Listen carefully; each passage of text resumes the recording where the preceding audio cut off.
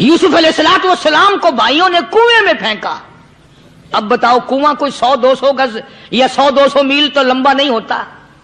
मैं खालिक की बेनियाजी तुम्हें बता रहा हूं, और अपने पैगंबरों की किस तरह हिफाजत फरमाते हैं। सुभान अल्लाह।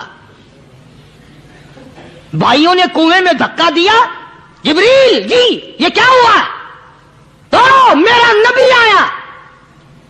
मेरे नबी के कुएं में जाने से पहले तख्त बिछा दे। जिब्रील ने पर बिछाकर तख्त बना दिया। वो तो यूं बचाता है, वो तो यूं संभालता है। अबू बैदा बिन जर्रा रजी अल्लाह ताला अन्हु ने सरकार मदीना सल्लल्लाहु अलैहि वसल्लम के चेहरे अनवर में से वो जो जंजीर कड़ी खींची, अल्लाह अल्लाह, अबू बैदा के 2 दांत नीचे के, 2 ऊपर के, 4 दांत निकल गए। आज हमारे दांतों को कीड़े खा जाते हैं, खोखरें बन जाती हैं, निकल जाते हैं। अबू बैदा तू कितना खुश नसीब जवान है, तेरे 4 दांत तो निकल गए, पर हुजूर सल्लल्लाहु अलैहि वसल्लम की तकलीफ को तूने दूर किया। यानी आका की खिदमत करते हुए अबू बैदा के दांत निकल गए। उधर अपनी तकलीफ है, इधर पता चला काली कमली वाले सल्लल्लाहु ताला अलैहि वसल्लम तेरे चाचा का हाल ठीक नहीं। सल्लल्लाहु अलैहि वसल्लम बड़ा सदमा पहुंचा, बड़ा रंज पहुंचा। एक बात करता हूं, तवज्जो करके लिख के ले जाओ, काम आएगी। बेटियों को बताओ, बहनों को बताओ। सरकार की नजर पड़ी, सरकार की नजर पड़ी। हजरत सफिया रजी अल्लाह ताला अन्हा, हुजूर की बुआ, हुजूर की फूफी, हजरत जुबैर रजी अल्लाह ताला अन्हु की अम्मा, अमीर हमजा रजी अल्लाह ताला अन्हु की बहन दौड़ी दौड़ी आती है। पता चला ना मदीने में कि भाई का हाल ठीक नहीं, शहीद कर दिया गया। औरत जात दौड़ी दौड़ी आई। हुजूर ने फरमाया, जुबैर कौन औरत है, जाके रोको, लाश का हाल ठीक नहीं, कपड़े फाड़ेगी, जजा फजा करेगी। मैंने सुना है लाश का हाल ठीक नहीं है। हजरत जुबैर ने आके रोका, करीब आकर पहचान लिया, हजरत जुबैर की अम्मा थी। उन्होंने कहा, अम्मा इजाजत नहीं, आगे ना जाओ। हजरत सफिया अरब की तकड़ी माई, मारा गुस्सा जुबैर को, ओ परे फेंक दिया। कहने लगी, हाथ एक तरफ, मैं अपने भाई को देखने ना जाऊं। जुबैर को तो मुक्का मार के परे फेंक दिया। और लोगों तवज्जो करो, गुलाम आप भी बनते हैं, गुलाम मैं भी बनता हूं। खुदा की कसम टाइम पे गुलामी का पता चलता है। फिर जुबैर कहने लगा, अम्मा हुजूर ने मना फरमाया, आगे ना जा, हुजूर ने मना फरमाया।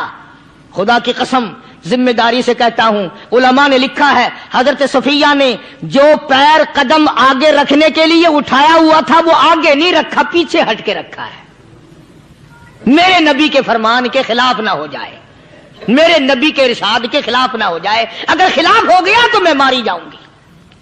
और वहीं रुक गई, कहने लगी, और जुबैर बेटे जाओ, मेरे महबूब सरकार मदीना सल्लल्लाहु ताला अलैहि वसल्लम से जाके कहो मैंने लाश का हाल सुन लिया है, मुझे सब कुछ पता चल गया है। जाके कहो बेशक मैं औरत हूं लेकिन घबराऊंगी नहीं। जब से मैंने तेरा कलमा पढ़ा है मैंने सब्र करना भी सीख लिया है।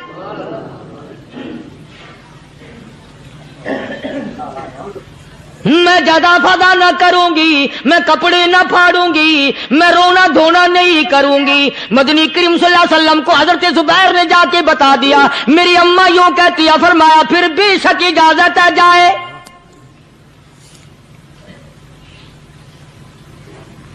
आज की कोई माई होती इतना हाल देखकर भाई का ना जाने हार्ट फेल हो जाता।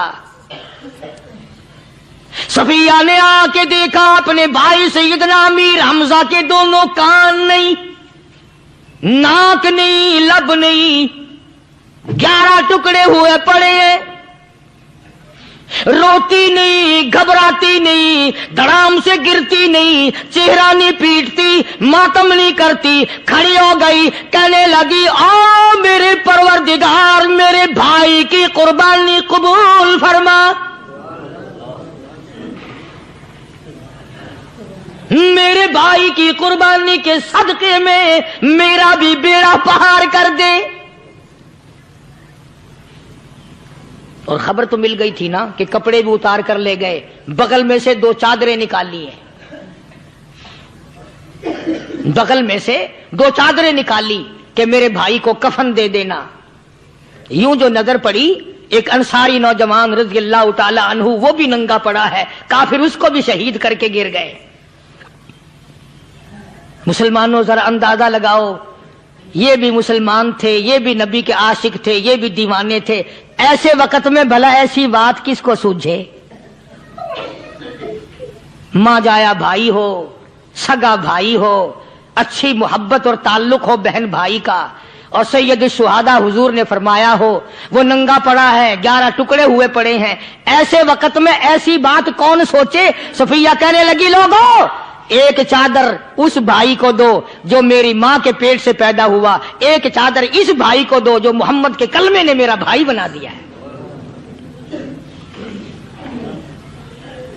جو میرے نبی نے کے کلمے نے میرا بھائی بنا دیا ہے۔ کل قیامت میں خدا یہ نہ فرما دے صفیہ کفن دینے آئی، خیرات دینے آئی تو اپنے کو دے کے چلی گئی۔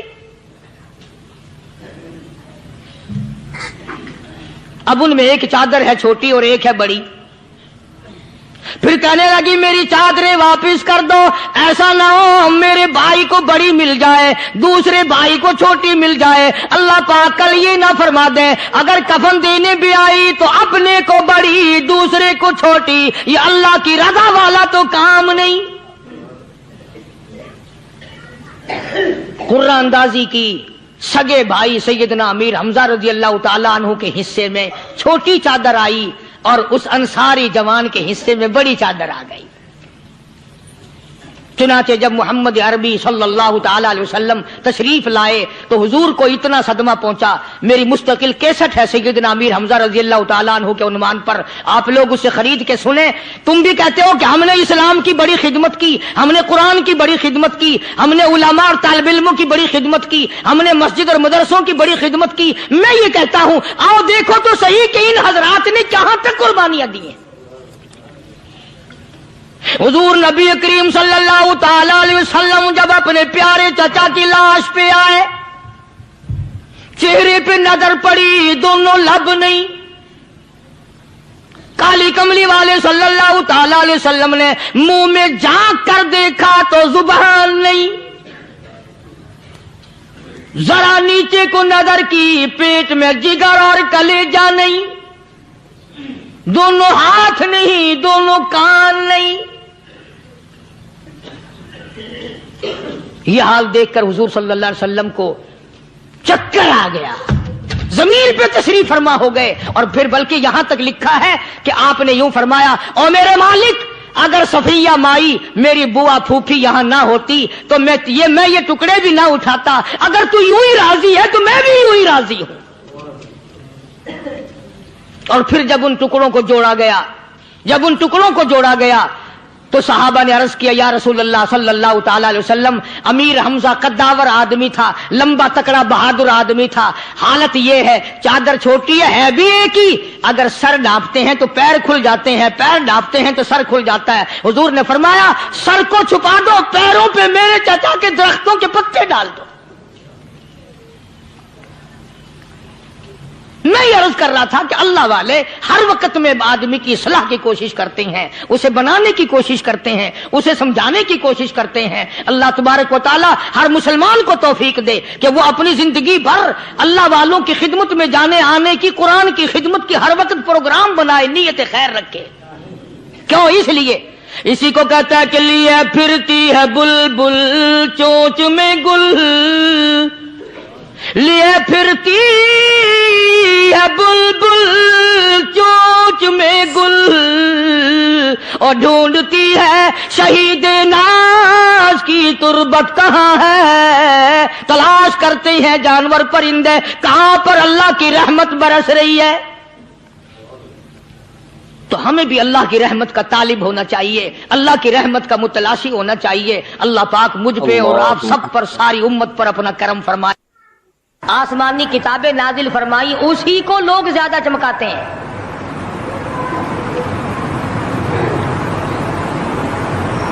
خدا اس بات کو گوارا ہی نہیں کرتا کہ میری طرف سے بغیر میرے اعلان کے کوئی ذرہ برابر اعلان کر سکے. وہ کسی قلندر کو، کسی ملنگ کو، کسی کو اختیار نہیں دیتا.